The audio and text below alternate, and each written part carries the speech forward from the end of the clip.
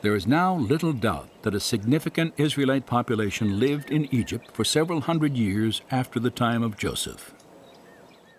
Yet if biblical accounts of the Exodus are historically viable, then there should also be evidence of Israel's arrival in Canaan, the Promised Land, sometime between the 14th and 12th centuries BC. Such evidence does exist.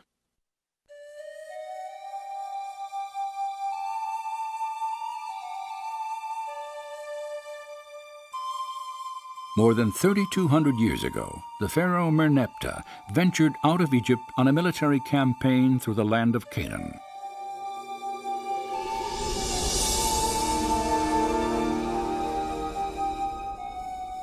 Later, in a poem proclaiming his victories, he boasted that Israel is laid waste.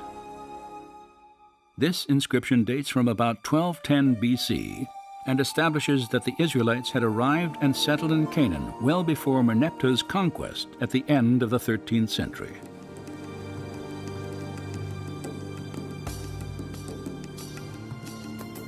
Additionally, at Tel Amarna in Egypt, archaeologists have uncovered a series of letters on cuneiform tablets.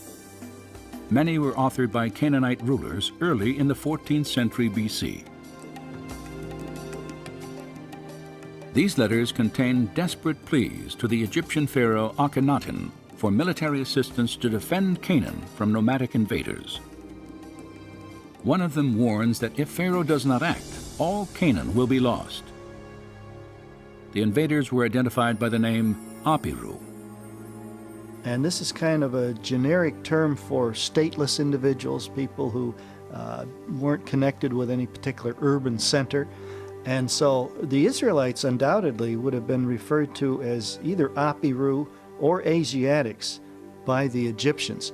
I do think that the term Apiru is the origin of the term Hebrew. If the name Apiru referred to the Hebrew people, then the Tel Amarna inscriptions provide strong evidence for the presence of Israel in Canaan. They also suggest Israel may have entered the country earlier than scholars had previously thought, at the beginning of the 14th century BC. Recent excavations of the Canaanite city of Hatzor could also support a 14th century Israelite invasion. Evidence has been uncovered that the city was destroyed at least twice during the period described in the biblical books of Joshua and Judges.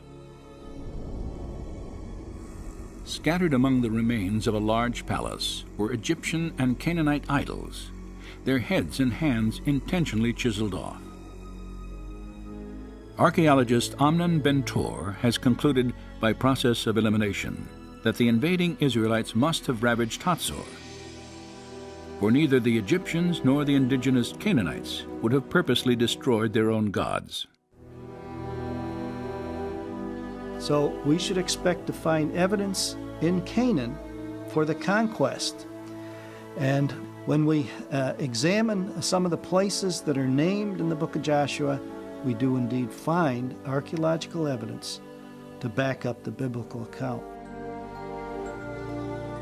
If archaeological evidence shows that Israel appeared in the Promised Land between 1400 and 1200 BC, and if it also documents a Hebrew population in the Nile Delta for centuries before these dates, then one conclusion follows.